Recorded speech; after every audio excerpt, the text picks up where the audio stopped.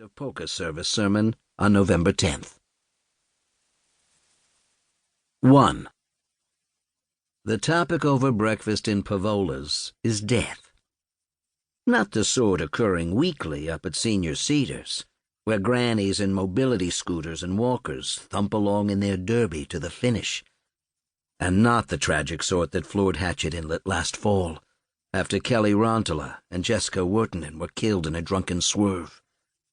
The death patrons of the diner mull over this bracing May morning is theoretical, regarding the current status of Rauri Paar, who may be dead, or, not to split hairs, is maybe not alive.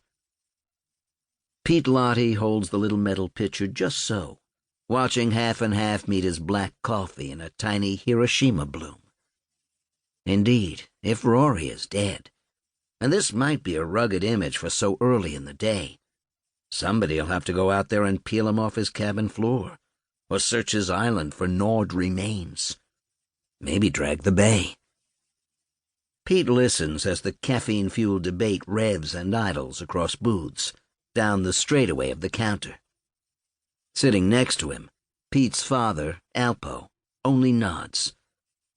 Every morning since ice out on the big lake there's been talk.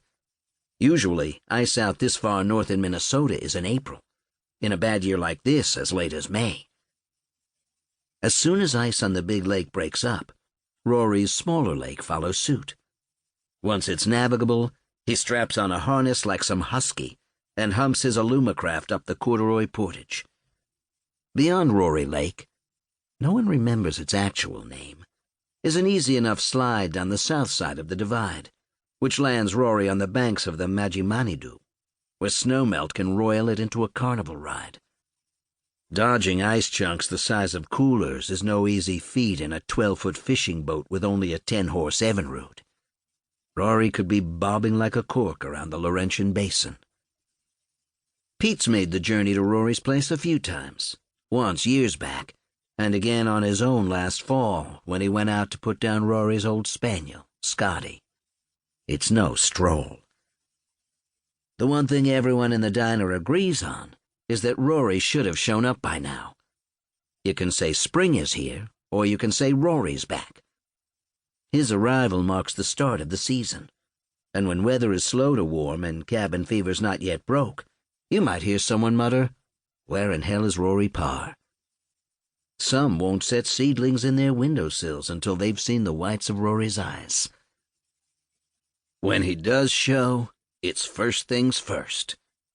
He drops a toxic load of laundry at the Wash and Go, spelled G-O-G-H. Then it's straight to the barber for a haircut and hot lather shave. Once his bushman's eyebrows are trimmed, and he's wearing a fumigated shirt, he'll beeline to the produce aisle at Putzel's and stand gawking as if at a centerfold, stuffing himself with fresh anything, gnawing parsley while juggling limes and tangelos into his cart, mumbling abundance while snuffling a peach or corn you fucking copia as he gropes tomatoes. Lastly, Rauri makes his way to Pavola's, where he takes center stool to enjoy his first fresh eggs since November. Regulars ignore the yolk on his chin and coax an account of his winter out of Rauri.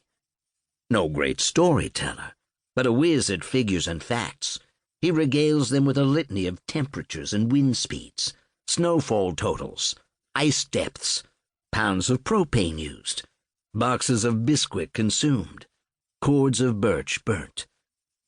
They prod for more. The core of their curiosity regards loneliness, but no one asks outright how he hacks it, every winter out there by himself. Instead, he offers a picture of his season like a paint-by-number of facts.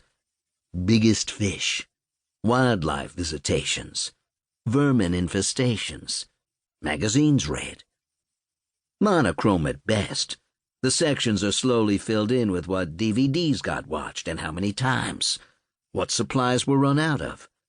The previous year it had been cooking oil and Preparation H. Rauri might describe notable meals cooked.